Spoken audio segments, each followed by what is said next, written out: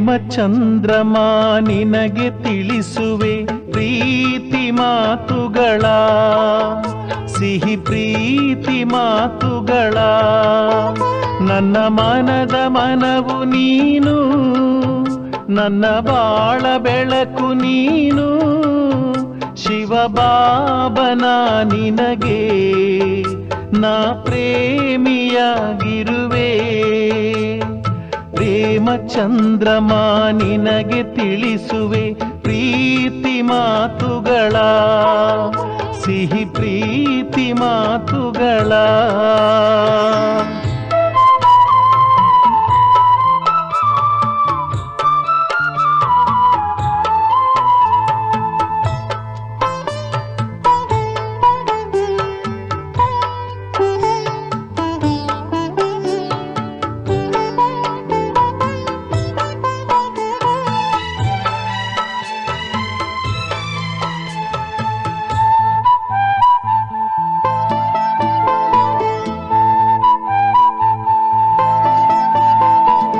ಆತ್ಮಿಕ ರೂಪವ ತೋರಿದೆ ನೀ, ಅನ್ಯ ರೂಪವ ನೋಡೆನು ನಾ.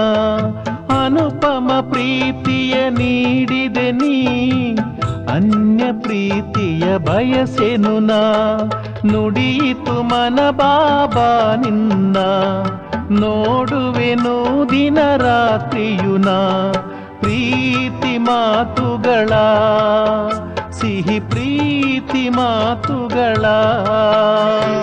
ಪ್ರೇಮ ಚಂದ್ರಮ ನಿನಗೆ ತಿಳಿಸುವೆ ಪ್ರೀತಿ ಮಾತುಗಳ, ಸಿಹಿ ಪ್ರೀತಿ ಮಾತುಗಳ.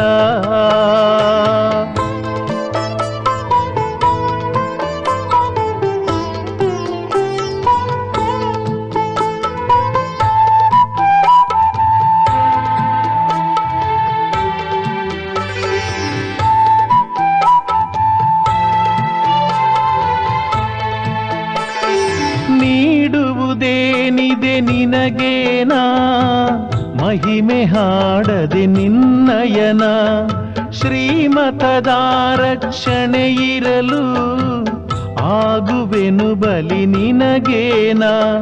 ಹೃದಯದ ಮಿತ್ರನೆ ತಿಳಿಸುವೆನು, ಹೃದಯದ ಮಾತುಗಳ ನಿನಗೆ. ಪ್ರೀತಿ ಮಾತುಗಳ, ಸಿಹಿ ಪ್ರೀತಿ ಮಾತುಗಳ.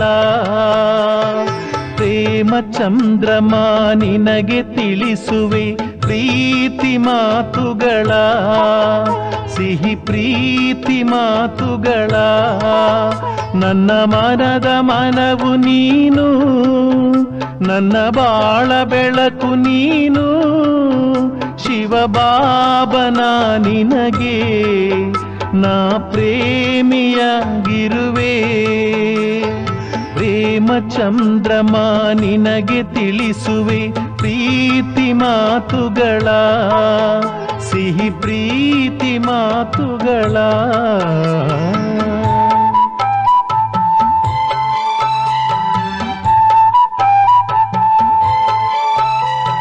ಪ್ರೇಮ ಚಂದ್ರಮ ನಿನಗೆ ತಿಳಿಸುವೆ ಪ್ರೀತಿ ಮಾತುಗಳ, ಸಿಹಿ ಪ್ರೀತಿ ಮಾತುಗಳ.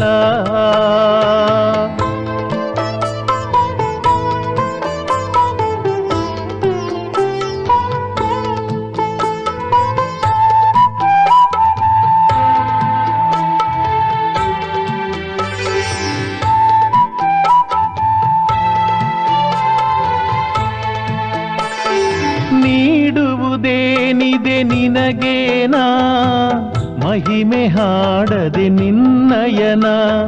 ಶ್ರೀಮತದ ರಕ್ಷಣೆ ಇರಲು ಆಗುವೆನು ಬಲಿ ನಿನಗೇನ.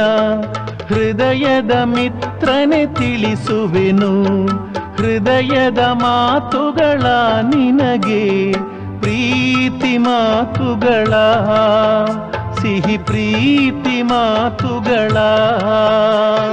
ಪ್ರೇಮ ಚಂದ್ರಮ ನಿನಗೆ ತಿಳಿಸುವೆ ಪ್ರೀತಿ ಮಾತುಗಳ, ಸಿಹಿ ಪ್ರೀತಿ ಮಾತುಗಳ. ನನ್ನ ಮನದ ಮನವು ನೀನು, ನನ್ನ ಬಾಳ ಬೆಳಕು ನೀನು. ಶಿವಬಾಬನ ನಿನಗೆ ನಾ ಪ್ರೇಮಿಯಾಗಿರುವೆ. ಪ್ರೇಮ ಚಂದ್ರಮ ನಿನಗೆ ತಿಳಿಸುವೆ ಪ್ರೀತಿ ಮಾತುಗಳ, ಸಿಹಿ ಪ್ರೀತಿ ಮಾತುಗಳ.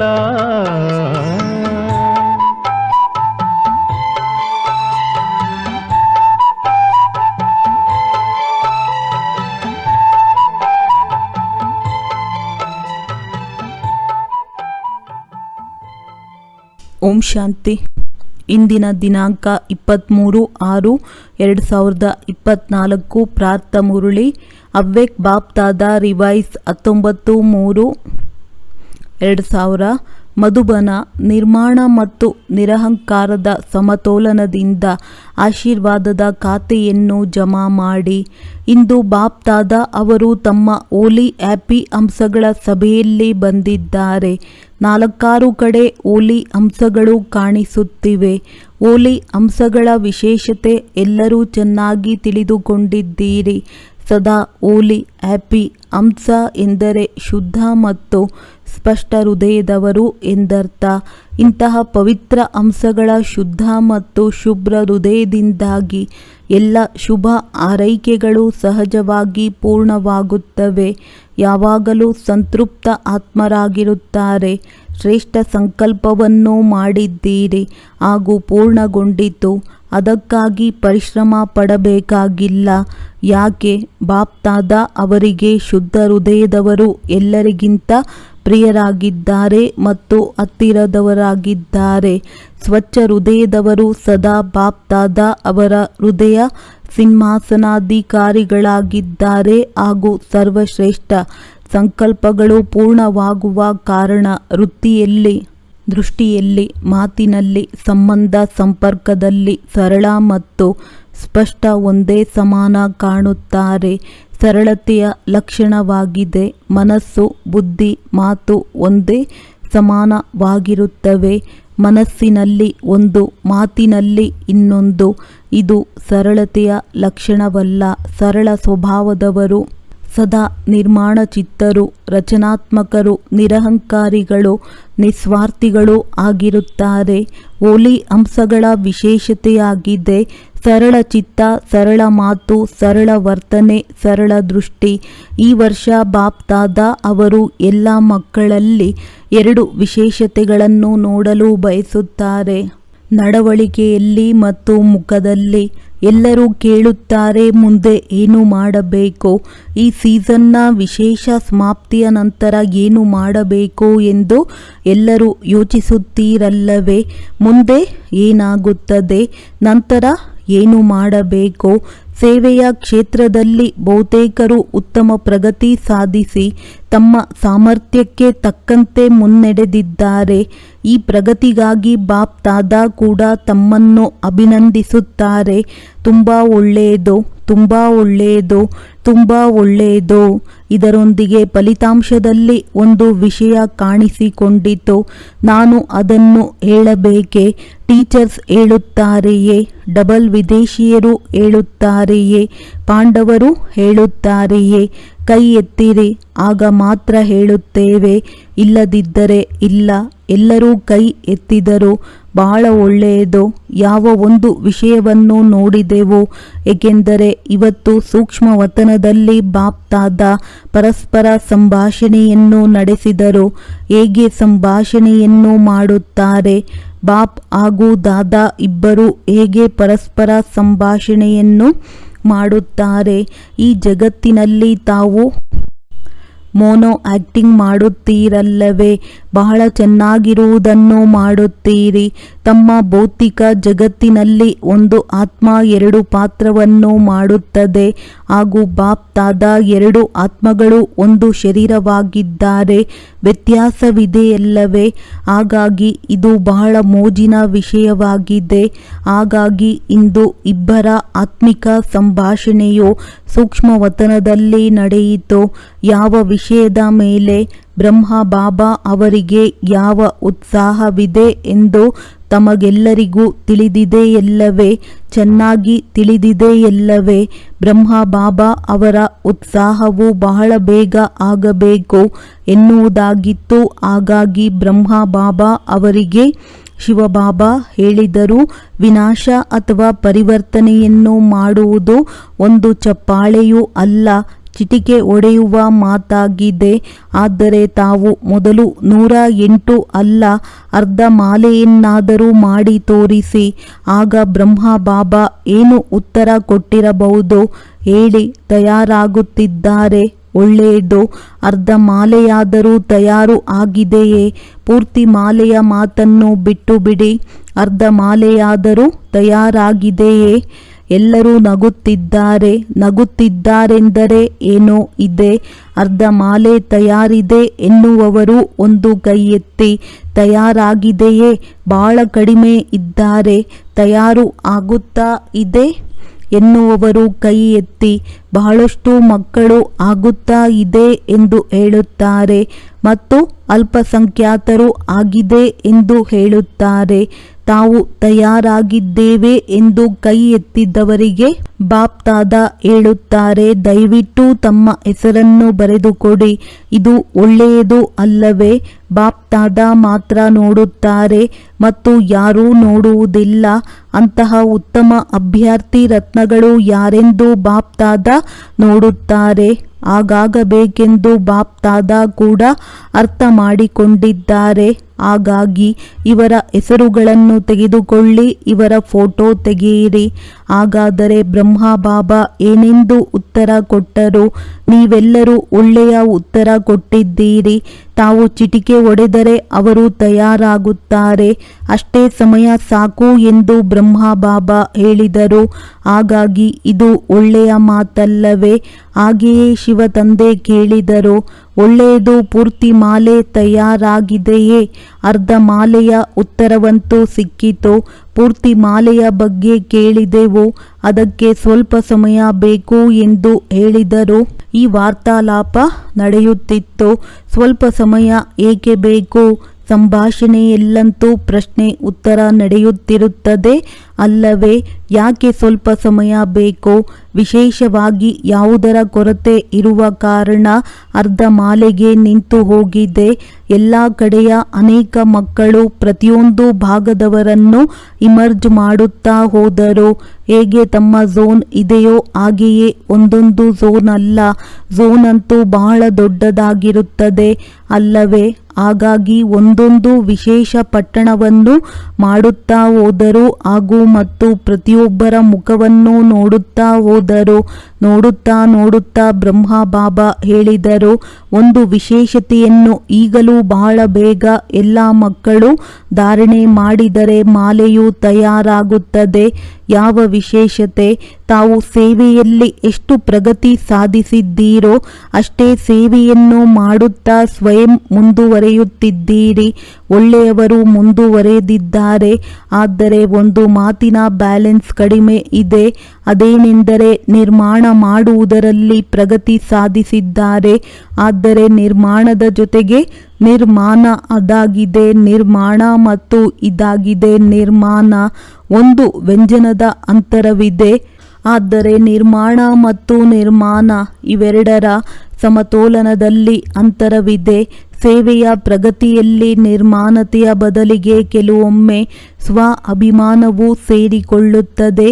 ನಾವು ಸೇವೆಯಲ್ಲಿ ಎಷ್ಟು ಮುನ್ನಡೆಯುತ್ತೇವೆಯೋ ಅಷ್ಟೇ ವಿನಯವು ನಮ್ಮ ವರ್ತನೆ, ದೃಷ್ಟಿ, ಮಾತು ಮತ್ತು ನಡವಳಿಕೆಗಳಲ್ಲಿ ಕಾಣಿಸಬೇಕು. ಈ ಸಮಾನತೆಯ ಅವಶ್ಯಕತೆ ಈಗ ಬಹಳ ಇದೆ. ಇಲ್ಲಿಯವರೆಗೂ ಎಲ್ಲ ಸಂಬಂಧ ಸಂಪರ್ಕದವರಿಂದ ಸಿಗಬೇಕಾದ ಆಶೀರ್ವಾದ ಸಿಕ್ಕಿಲ್ಲ. ಪುರುಷಾರ್ಥವನ್ನು ಯಾರು ಎಷ್ಟೇ ಮಾಡಲಿ ಒಳ್ಳೆಯದು, ಆದರೆ ಪುರುಷಾರ್ಥದ ಜೊತೆಗೆ ಆಶೀರ್ವಾದದ ಖಾತೆ ಜಮಾ ಆಗದಿದ್ದರೆ ಮಹಾದಾನಿಯ ಸ್ಟೇಜ್, ಕರುಣಾಮಯ ಸ್ಟೇಜಿನ ಅನುಭವ ಆಗುವುದಿಲ್ಲ. ಸ್ವಪುರುಷಾರ್ಥದ ಜೊತೆಗೆ ಬಾಪ್ತಾದ ಹಾಗೂ ಪರಿವಾರದಲ್ಲಿರುವ ಸಣ್ಣವರ ಹಾಗೂ ದೊಡ್ಡವರ ಆಶೀರ್ವಾದ ಅಗತ್ಯವಾಗಿದೆ. ಆಶೀರ್ವಾದಗಳು ಪುಣ್ಯದ ಖಾತೆಯನ್ನು ಸಂಗ್ರಹಿಸುವುದು. ಇವು ತಮ್ಮ ಅಂಕಗಳಿಗೆ ಸೇರ್ಪಡೆಯಾಗಲಿದೆ. ತಾವು ಎಷ್ಟೇ ಸೇವೆಯನ್ನು ಮಾಡಿರಿ, ತಮ್ಮ ಸೇವೆಯ ಉತ್ಸಾಹದೊಂದಿಗೆ ಮುಂದುವರಿಯಿರಿ. ಆದರೆ ಸೇವೆಯ ಜೊತೆಗೆ ನಿರ್ಮಾಣತೆ ಹಾಗೂ ಪರಸ್ಪರ ಹೊಂದಾಣಿಕೆ ಈ ವಿಶೇಷತೆಯನ್ನು ಬಾಪ್ ದಾದಾ ಎಲ್ಲ ಮಕ್ಕಳಲ್ಲಿ ನೋಡಲು ಇಷ್ಟಪಡುತ್ತಾರೆ. ಹಾಗೂ ಪುಣ್ಯದ ಖಾತೆ ಜಮಾ ಮಾಡುವುದು ಬಹಳ ಅವಶ್ಯಕವಾಗಿದೆ. ಆದರೆ ನಂತರ ನಾನು ಬಹಳ ಸೇವೆ ಮಾಡಿದೆನು, ನಾನು ಇದನ್ನು ಮಾಡಿದೆ, ನಾನಂತೂ ಆ ಸೇವೆಯನ್ನು ಮಾಡಿದೆ, ಆದರೆ ಅಂಕಗಳು ಏಕೆ ಕಡಿಮೆ ಬಂದಿವೆ ಎಂದು ಹೇಳಬೇಡಿ. ಆದ್ದರಿಂದ ವರ್ತಮಾನ ಸಮಯದಲ್ಲಿ ಈ ಪುಣ್ಯದ ಖಾತೆಯನ್ನು ಬಹಳಷ್ಟು ಜಮಾ ಮಾಡಿಕೊಳ್ಳಿ ಎಂದು ಬಾಪ್ ದಾದಾ ಮೊದಲೇ ಸಂಕೇತ ಕೊಟ್ಟಿದ್ದಾರೆ. ಹೀಗೆ ಯೋಚಿಸಬೇಡಿ, ಇವರು ಹೀಗೆ ಇದ್ದಾರೆ, ಇವರು ಬದಲಾಗುವುದಿಲ್ಲ. ಪ್ರಕೃತಿಯನ್ನು ಬದಲಾಯಿಸಲು ಸಾಧ್ಯವಿರುವವರು, ಅಡ್ಜಸ್ಟ್ ಮಾಡಿಕೊಳ್ಳುವವರು ಬ್ರಾಹ್ಮಣ ಆತ್ಮದ ಜೊತೆಗೆ ಅಡ್ಜಸ್ಟ್ ಮಾಡಿಕೊಳ್ಳಲು ಸಾಧ್ಯವಿಲ್ಲವೇ? ಎಗೆನೆಸ್ಟ್ ವಿರುದ್ಧ ಆಗಿರುವವರನ್ನು ಅಡ್ಜಸ್ಟ್ ಹೊಂದಾಣಿಕೆ ಮಾಡಿಕೊಳ್ಳಿ. ಇದಾಗಿದೆ ನಿರ್ಮಾಣ ಮತ್ತು ನಮ್ರತೆಯ ಸಮತೋಲನ. ಕೇಳಿದ್ದೀರಾ? ಕೊನೆಯಲ್ಲಿ ಹೋಮ್ವರ್ಕ್ ಅಂತೂ ಕೊಡುತ್ತೇವಲ್ಲವೇ?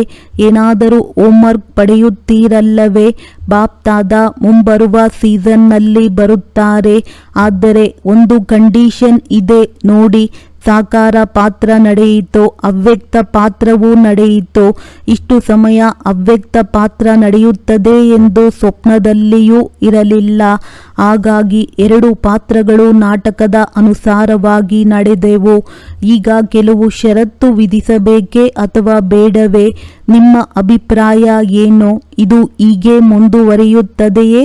ಏಕೆ ಅಲ್ಲದೆ ಇಂದು ಸೂಕ್ಷ್ಮವತನದ ಕಾರ್ಯಕ್ರಮದ ಬಗ್ಗೆ ಕೇಳಿದರು. ಬಾಪ್ ದಾದಾ ಅವರ ಸಂಭಾಷಣೆಯಲ್ಲಿ ನಾಟಕದ ಪಾತ್ರವು ಎಲ್ಲಿಯವರೆಗೆ, ಯಾವ ದಿನಾಂಕದವರೆಗೆ ಎಂಬ ವಿಷಯವೂ ಬಂದಿತು. ಡೆಹ್ರಾಡೂನಿನ ಅಕ್ಕನವರೊಂದಿಗೆ ನನಗೆ ಜಾತಕವನ್ನು ಹೇಳಿ, ಎಲ್ಲಿಯವರೆಗೆ? ಈಗ ಈ ಪ್ರಶ್ನೆ ಉದ್ಭವಿಸಿದೆ, ಎಷ್ಟು ದಿನ? ಆದರೆ ಇವುಗಳಿಗೆ 6 ತಿಂಗಳುಗಳಂತೂ ಇದ್ದೇ ಇದೆಯಲ್ಲವೇ? 2ನೇ ಸೀಸನ್ 6 ತಿಂಗಳ ನಂತರ ಮಾತ್ರ ಪ್ರಾರಂಭವಾಗುತ್ತದೆ. ಆದ್ದರಿಂದ ಬಾಪ್ ದಾದಾ ಫಲಿತಾಂಶವನ್ನು ನೋಡಲು ಬಯಸುತ್ತಾರೆ. ಹೃದಯವು ಶುದ್ಧವಾಗಿರಬೇಕು. ಹೃದಯದಲ್ಲಿ ಯಾವುದೇ ಹಳೆಯ ಸಂಸ್ಕಾರದ ಅಥವಾ ಅಭಿಮಾನದ, ಅವಮಾನದ ಅನುಭವದ ಕಲೆಗಳು ಇರಬಾರದು. ಹೃದಯದ ಚಿತ್ರವನ್ನು ಬಿಡಿಸುವ ಯಂತ್ರೋಪಕರಣಗಳು ಬಾಪ್ ದಾದಾ ಅವರ ಬಳಿ ಇವೆ. ಈ ಸ್ಥೂಲ ಹೃದಯ ಇಲ್ಲಿ ಎಕ್ಸ್ರೇಯಲ್ಲಿ ಕಾಣಿಸುತ್ತದೆ ಅಲ್ಲವೇ? ಆದ್ದರಿಂದ ಹೃದಯದ ಚಿತ್ರವು ಸೂಕ್ಷ್ಮವತನದಲ್ಲಿ ಸ್ಪಷ್ಟವಾಗಿ ಕಾಣಿಸುತ್ತದೆ. ಅನೇಕ ರೀತಿಯ ಸಣ್ಣ ಮತ್ತು ದೊಡ್ಡ ಕಲೆಗಳು ಸ್ಪಷ್ಟವಾಗಿ ಕಾಣಿಸುತ್ತವೆ. ತಾವು ಇಂದು ಹೋಳಿ ಆಚರಿಸಲು ಬಂದಿದ್ದೀರಿ ಅಲ್ಲವೇ? ಇದು ಕೊನೆಯ ಟರ್ನ್ ಆಗಿದ್ದರಿಂದ ಮೊದಲು ಹೋಮ್ವರ್ಕ್ ಬಗ್ಗೆ ಹೇಳಿದರು.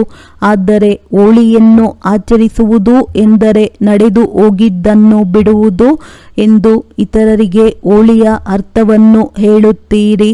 ಹೋಳಿಯನ್ನು ಆಚರಿಸುವುದು ಎಂದರೆ ಹೃದಯದಲ್ಲಿ ಯಾವುದೇ ಸಣ್ಣ ಅಥವಾ ದೊಡ್ಡ ಕಲೆಗಳಿಲ್ಲದಿರುವುದು. ಸಂಪೂರ್ಣ ಶುದ್ಧ ಹೃದಯ, ಸರ್ವ ಪ್ರಾಪ್ತಿ ಸಂಪನ್ನ. ಬಾಪ್ ದಾದಾ ಮೊದಲೇ ಹೇಳಿದ್ದಾರೆ ಏನೆಂದರೆ, ಬಾಪ್ ದಾದಾ ಅವರಿಗೆ ಮಕ್ಕಳ ಮೇಲೆ ಪ್ರೀತಿ ಇರುವ ಕಾರಣ ಒಂದು ಮಾತು ಇಷ್ಟವಾಗುವುದಿಲ್ಲ. ಅದೇನೆಂದರೆ ಬಹಳ ಪರಿಶ್ರಮ ಪಡುತ್ತಾರೆ. ಹೃದಯ ಸ್ವಚ್ಛವಾಗಿದ್ದರೆ ಪರಿಶ್ರಮ ಪಡಬೇಕಾಗಿಲ್ಲ.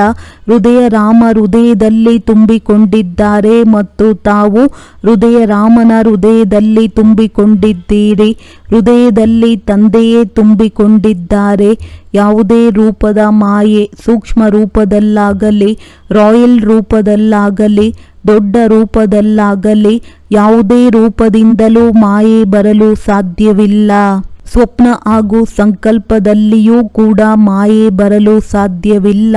ಹಾಗಾಗಿ ಪರಿಶ್ರಮದಿಂದ ಮುಕ್ತರಾಗುತ್ತೀರಲ್ಲವೇ. ಬಾಪ್ತಾದ ತಮ್ಮನ್ನು ಮನಸ್ಸಿನಿಂದಲೂ ಪರಿಶ್ರಮದಿಂದ ಮುಕ್ತರನ್ನಾಗಿ ನೋಡಲು ಬಯಸುತ್ತಾರೆ. ಪರಿಶ್ರಮದಿಂದ ಮುಕ್ತರಾದವರೇ ಜೀವನ್ಮುಕ್ತಿಯ ಅನುಭವ ಮಾಡಲು ಸಾಧ್ಯವಾಗುತ್ತದೆ. ಹೋಲಿ ಆಚರಿಸುವುದು ಎಂದರೆ ಪರಿಶ್ರಮದಿಂದ ಮುಕ್ತ ಜೀವನ್ಮುಕ್ತ ಅನುಭವದಲ್ಲಿ ಇರುವುದು. ಈಗ ಬಾಪ್ತಾದ ಮನಸ್ಸಿನ ಶಕ್ತಿಯ ಮೂಲಕ ಸೇವೆಯನ್ನು ಶಕ್ತಿಶಾಲಿಯನ್ನಾಗಿ ಮಾಡಲು ಬಯಸುತ್ತಾರೆ. ವಾಣಿಯ ಮುಖಾಂತರ ಸೇವೆ ನಡೆಯುತ್ತಲೇ ಇದೆ ಹಾಗೂ ನಡೆಯುತ್ತಲೇ ಇರುತ್ತದೆ. ಆದರೆ ಇದರಲ್ಲಿ ಸಮಯವಾಗುತ್ತದೆ. ಸಮಯ ಕಡಿಮೆ ಇದೆ, ಸೇವೆ ಇನ್ನೂ ತುಂಬ ಇದೆ. ರಿಸಲ್ಟ್ ತಾವೆಲ್ಲರೂ ಹೇಳಿದ್ದೀರಿ. ಇದುವರೆಗೆ 108ರ ಮಾಲೆಯನ್ನು ಪೂರ್ಣ ಮಾಡಲು ಸಾಧ್ಯವಾಗಿಲ್ಲ. 16,009,00,000 ಇದಂತೂ ಬಹಳ ದೂರದ ವಿಷಯವಾಯಿತು. ಇದಕ್ಕಾಗಿ ವೇಗದ ವಿಧಿ ಬೇಕಾಗಿದೆ. ಮೊದಲು ತಮ್ಮ ಮನಸ್ಸನ್ನು ಶ್ರೇಷ್ಠ ಸ್ವಚ್ಛ ಮಾಡಿಕೊಳ್ಳಿ. 1 ಸೆಕೆಂಡ್ ಕೂಡ ವ್ಯರ್ಥವಾಗಿ ಹೋಗಬಾರದು. ಇದುವರೆಗೆ ಬಹುತೇಕರಲ್ಲಿ ವ್ಯರ್ಥ ಸಂಕಲ್ಪಗಳ ಪರ್ಸೆಂಟೇಜ್ ಇದ್ದೇ ಇದೆ. ಅಶುದ್ಧ ಅಲ್ಲ, ಆದರೆ ವೇಸ್ಟ್ ಇದೆ. ಆದ್ದರಿಂದ ಮನಸ್ಸಿನ ಸೇವೆಯ ವೇಗದ ಗತಿಯಲ್ಲಿ ಆಗಲು ಸಾಧ್ಯವಿಲ್ಲ. ಈಗ ಹೋಲಿ ಆಚರಿಸುವುದು ಅಂದರೆ ಮನಸ್ಸನ್ನು ವ್ಯರ್ಥದಿಂದಲೂ ಕೂಡ ಹೋಲಿ ಮಾಡುವುದು. ಹೋಳಿ ಆಚರಿಸಿದ್ದೀರಾ? ಆಚರಿಸುವುದು ಎಂದರೆ ಆಗುವುದು. ಪ್ರಪಂಚದ ಜನರು ಹೋಳಿಯನ್ನು ವಿವಿಧ ಬಣ್ಣಗಳಿಂದ ಆಚರಿಸುತ್ತಾರೆ. ಆದರೆ ಬಾಪ್ತಾದ ಎಲ್ಲ ಮಕ್ಕಳ ಮೇಲೆ ದೈವಿ ಸದ್ಗುಣಗಳು, ದೈವಿ ಶಕ್ತಿಗಳು ಮತ್ತು ಜ್ಞಾನದ ಗುಲಾಬಿ ಬಣ್ಣಗಳನ್ನು ಸಿಂಪಡಿಸುತ್ತಾರೆ. ಇಂದು ಸೂಕ್ಷ್ಮ ವತನದಲ್ಲಿ ಇನ್ನೂ ಸಮಾಚಾರಗಳಿದ್ದವು. ಒಂದನ್ನಂತೂ ಹೇಳಿದೆವು, ಆತ್ಮಿಕ ವಾರ್ತಾಲಾಪದ ಬಗ್ಗೆ. ಎರಡನೆಯದು, ಯಾರೆಲ್ಲ ತಮ್ಮ ಒಳ್ಳೆಯ ಸೇವೆಯ ಜೊತೆಗಾರರು ಅಡ್ವಾನ್ಸ್ ಪಾರ್ಟಿಯಲ್ಲಿ ಹೋಗಿದ್ದಾರೋ ಅವರು ಇಂದು ಸೂಕ್ಷ್ಮ ವತನದಲ್ಲಿ ಹೋಲಿಯನ್ನು ಆಚರಿಸುವ ದಿನವಾಗಿತ್ತು. ತಮ್ಮೆಲ್ಲರಿಗೂ ಕೆಲವೊಂದು ಸಂದರ್ಭಗಳಲ್ಲಿ ತಮ್ಮ ದಾದಿಯರ, ಸಖಿಯರ, ಪಾಂಡವರ ನೆನಪಾಗುತ್ತದೆ ಅಲ್ಲವೇ? ಅಡ್ವಾನ್ಸ್ ಪಾರ್ಟಿಯ ಬಹಳ ದೊಡ್ಡ ಗುಂಪು ಆಗಿದೆ. ಹೆಸರಿನಿಂದ ಹೇಳುತ್ತಾ ಹೋದರೆ ಬಹಳ ದೊಡ್ಡದಾಗಿದೆ. ಹಾಗಾಗಿ ಇಂದು ವತನದಲ್ಲಿ ಎಲ್ಲ ಪ್ರಕಾರದ ಆತ್ಮಗಳು ಹೋಲಿಯನ್ನು ಆಚರಿಸಲು ಬಂದಿದ್ದರು. ಅವರೆಲ್ಲರೂ ತಮ್ಮ ತಮ್ಮ ಪುರುಷಾರ್ಥದ ಪ್ರಾರಬ್ಧದ ಪ್ರಮಾಣ ಭಿನ್ನ ಭಿನ್ನ ಪಾತ್ರವನ್ನು ಅಭಿನಯಿಸುತ್ತಿದ್ದಾರೆ. ಅಡ್ವಾನ್ಸ್ ಪಾರ್ಟಿ ಅವರ ಪಾತ್ರ ಇಂದಿನವರೆಗೆ ಗುಪ್ತವಾಗಿದೆ. ತಾವು ಯೋಚಿಸುತ್ತೀರಲ್ಲವೇ ಏನು ಮಾಡುತ್ತಿದ್ದಾರೆ? ತಾವೆಲ್ಲರೂ ಸಂಪೂರ್ಣವಾಗಿ ದಿವ್ಯ ಜನ್ಮದ ಮುಖಾಂತರ ಹೊಸ ಸೃಷ್ಟಿ ಕಾರಣಕರ್ತರಾಗಿ ಎಂದು ಅವರು ತಮ್ಮೆಲ್ಲರನ್ನು ಆಹ್ವಾನ ಮಾಡುತ್ತಿದ್ದಾರೆ. ಎಲ್ಲರೂ ತಮ್ಮ ಪಾತ್ರಗಳಲ್ಲಿ ಸಂತುಷ್ಟರಾಗಿದ್ದಾರೆ. ತಾವು ಸಂಗಮಯುಗದಿಂದ ಬಂದಿದ್ದೇವೆ ಎಂಬ ಸ್ಮೃತಿ ಇಲ್ಲ. ದಿವ್ಯತೆ ಇದೆ, ಪವಿತ್ರತೆ ಇದೆ, ಪರಮಾತ್ಮನ ಮೇಲೆ ಪ್ರೀತಿ ಇದೆ. ಆದರೆ ಜ್ಞಾನ ಸ್ಪಷ್ಟವಾಗಿ ಇಮರ್ಜ್ ಆಗಿಲ್ಲ. ಭಿನ್ನತೆ ಇದೆ, ಆದರೆ ಜ್ಞಾನವು ಇಮರ್ಜ್ ಆದರೆ ಎಲ್ಲರೂ ಓಡಿ ಬಂದು ಮಧುಬನಕ್ಕೆ ತಲುಪುತ್ತಾರಲ್ಲವೇ? ಆದರೆ ಇವರ ಪಾತ್ರ ಭಿನ್ನವಾಗಿದೆ. ಜ್ಞಾನದ ಶಕ್ತಿ ಇದೆ, ಶಕ್ತಿ ಕಡಿಮೆಯಾಗಿಲ್ಲ. ನಿರಂತರವಾಗಿ ಮರ್ಯಾದೆ ಯುಕ್ತರಾಗಿ ಮನೆಯ ವಾತಾವರಣ, ತಂದೆ ತಾಯಿಯರ ಸಂತುಷ್ಟತೆ ಮತ್ತು ಭೌತಿಕ ಸಾಧನಗಳು ಕೂಡ ಪ್ರಾಪ್ತಿಯಾಗಿವೆ. ಮರ್ಯಾದೆಗಳಲ್ಲಿ ಬಹಳ ದೃಢವಾಗಿದ್ದಾರೆ, ನಂಬರ್ ವಾರ್ ಆಗಿದ್ದಾರೆ. ಆದರೆ ವಿಶೇಷ ಆತ್ಮಗಳು ದೃಢವಾಗಿದ್ದಾರೆ. ನಮ್ಮ ಪೂರ್ವ ಜನ್ಮ ಮತ್ತು ಪುನರ್ಜನ್ಮ ಮಹಾನ್ ಆಗಿದೆ ಹಾಗೂ ಮಹಾನ್ ಆಗಿರುತ್ತದೆ ಎಂದು ಅನುಭವ ಮಾಡುತ್ತಾರೆ. ಪ್ರತಿಯೊಬ್ಬರ ಬಹುಪಾಲು ವೈಶಿಷ್ಟ್ಯಗಳು ರಾಜಮನೆತನದ ತೃಪ್ತ ಆತ್ಮಗಳು, ಸಂತಸ ಭರಿತ ಆತ್ಮಗಳು, ಹರ್ಷಿತ ಆತ್ಮರು ಮತ್ತು ದೈವಿ ಸದ್ಗುಣಗಳಿಂದ ತುಂಬಿದ ಆತ್ಮಗಳಿಗಾಗಿಯೂ ಕಂಡುಬರುತ್ತವೆ. ಇದು ಅವರ ಇತಿಹಾಸ.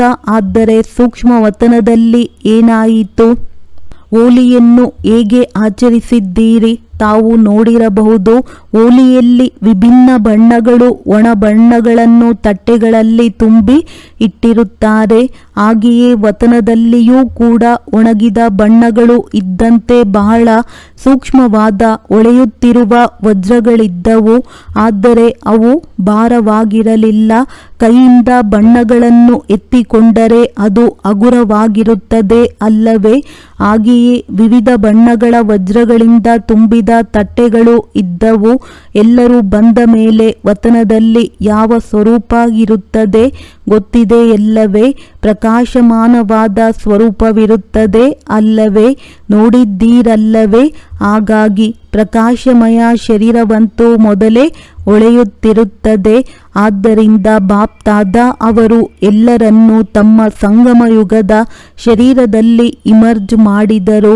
ಅವರೆಲ್ಲ ಸಂಗಮ ಯುಗದ ಶರೀರದಲ್ಲಿ ಇಮರ್ಜ್ ಆದ ನಂತರ ಪರಸ್ಪರ ಮಿಲನ ಮಾಡುತ್ತಿದ್ದರು. ಅಡ್ವಾನ್ಸ್ ಪಾರ್ಟಿಯ ಜನ್ಮದ ರಹಸ್ಯಗಳನ್ನು ಮರೆತು ಬಿಟ್ಟರು ಮತ್ತು ಸಂಗಮ ಯುಗದ ಮಾತುಗಳು ಇಮರ್ಜ್ ಆದವು. ಸಂಗಮ ಯುಗದ ಮಾತುಗಳನ್ನು ಪರಸ್ಪರ ಮಾತನಾಡಿದಾಗ ಎಷ್ಟು ಸಂತೋಷವಾಗುತ್ತದೆ ಎಂದು ನಮಗೆ ಅನುಭವವಿದೆ.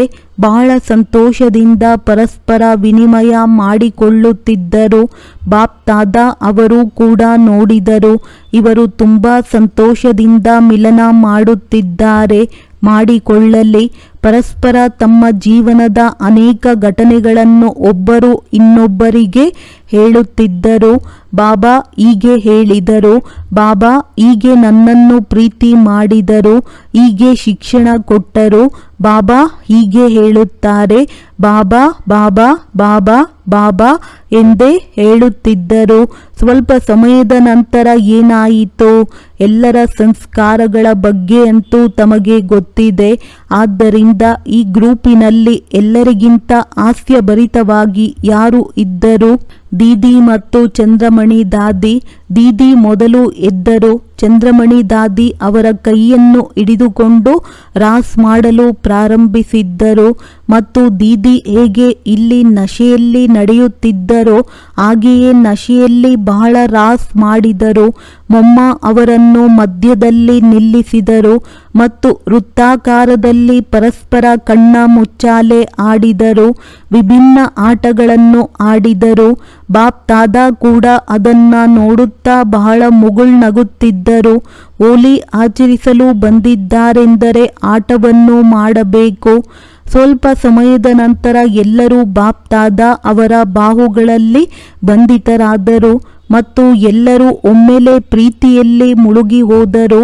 ಅದರ ನಂತರ ಮತ್ತೆ ಅವರು ಎಲ್ಲರ ಮೇಲೆ ವಿಭಿನ್ನ ಬಣ್ಣದ ಸೂಕ್ಷ್ಮ ವಜ್ರಗಳನ್ನು, ಅವು ಹೊಳೆಯುತ್ತಿದ್ದವು, ಅಂತಹ ವಜ್ರಗಳನ್ನು ಎಲ್ಲರ ಮೇಲೆ ಎರಚಿದರು.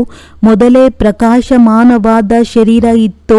ಅದರ ಮೇಲೆ ವಿವಿಧ ಬಣ್ಣದ ವಜ್ರಗಳು ಬಿದ್ದ ಮೇಲೆ ಅವರೆಲ್ಲರೂ ಶೃಂಗಾರ ಮಾಡಿಕೊಂಡವರಂತೆ ಆದರು. ಕೆಂಪು, ಹಳದಿ, ಹಸಿರು 7 ಬಣ್ಣಗಳಿದ್ದವು. ಎಲ್ಲರೂ ಹೀಗೆ ಹೊಳೆಯುತ್ತಿದ್ದರು. ಸತ್ಯಯುಗದಲ್ಲಿಯೂ ಇಂತಹ ಉಡುಪು ಇರುವುದಿಲ್ಲ. ಎಲ್ಲರೂ ಮೋಜಿನಲ್ಲಿ ಇದ್ದರು. ನಂತರ ಒಬ್ಬರ ಮೇಲೊಬ್ಬರು ಎರಚಿದರು. ಹಾಸ್ಯ ವೃತ್ತಿಯ ಸಹೋದರಿಯರು ಅನೇಕರಿದ್ದರು. ಬಹಳ ಮೋಜು ಮಾಡಿದರು. ಮೋಜಿನ ನಂತರ ಏನಾಗುತ್ತದೆ? ಬಾಪ್ತಾದ ಅಡ್ವಾನ್ಸ್ ಆಗಿ ಎಲ್ಲರಿಗೂ ಭೋಗವನ್ನು ತಿನ್ನಿಸಿದರು. ತಾವು ನಾಳೆ ಭೋಗವನ್ನು ಅರ್ಪಿಸುತ್ತೀರಲ್ಲವೇ? ಆದರೆ ಬಾಪ್ತಾದ ಅವರು ಮಧುಬನ ಸಂಗಮಯುಗದ ವಿಭಿನ್ನ ಪ್ರಕಾರದ ಭೋಗಗಳನ್ನು ಎಲ್ಲರಿಗೂ ತಿನ್ನಿಸಿದರು ಮತ್ತು ಅವುಗಳಲ್ಲಿ ವಿಶೇಷವಾಗಿ ಯಾವುದು ಹೋಲಿಯ ಭೋಗವಾಗಿದೆ? ಗಾರಿಗೆ, ಜಿಲೇಬಿ. ಹಾಗಾಗಿ ವೆರೈಟಿ ಸಂಗಮಯುಗದ ಭೋಗಗಳನ್ನು ತಿನ್ನಿಸಿದರು. ತಮಗಿಂತ ಮೊದಲು ಅವರು ಭೋಗವನ್ನು ಸ್ವೀಕರಿಸಿದ್ದಾರೆ. ತಮಗೆ ನಾಳೆ ಸಿಗುತ್ತದೆ. ಒಳ್ಳೆಯದು. ಬಹಳ ಚೆನ್ನಾಗಿ ಆಚರಿಸಿದ್ದರು, ನರ್ತಿಸಿದರು, ಆಡಿದರು.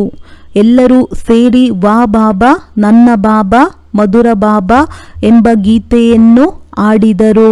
ಆದ್ದರಿಂದ ನರ್ತಿಸಿದರು, ಆಡಿದರು, ತಿಂದರು ಮತ್ತು ಕೊನೆಗೆ ಏನಾಗುತ್ತದೆ? ಶುಭಾಶಯಗಳು ಮತ್ತು ವಿದಾಯ. ತಾವೂ ಕೂಡ ಆಚರಿಸಿದ್ದೀರೋ ಅಥವಾ ಮಾತ್ರ ಕೇಳಿದ್ದೀರೋ? ಆದರೆ ಎಲ್ಲಕ್ಕಿಂತ ಮೊದಲು ಫರಿಷ್ಠೆಗಳಾಗಿ ಪ್ರಕಾಶಮಯ ಶರೀರವನ್ನು ಹೊಂದಿರಿ. ಇದು ಸಾಧ್ಯವಾಗುತ್ತದೆಯೋ ಇಲ್ಲವೋ? ದಪ್ಪ ಶರೀರವಿದೆಯೇ? ಇಲ್ಲ. ಸೆಕೆಂಡ್ನಲ್ಲಿ ಹೊಳೆಯುವ ಡಬಲ್ ಲೈಟ್ನ ಸ್ವರೂಪದವರಾಗಿರಿ.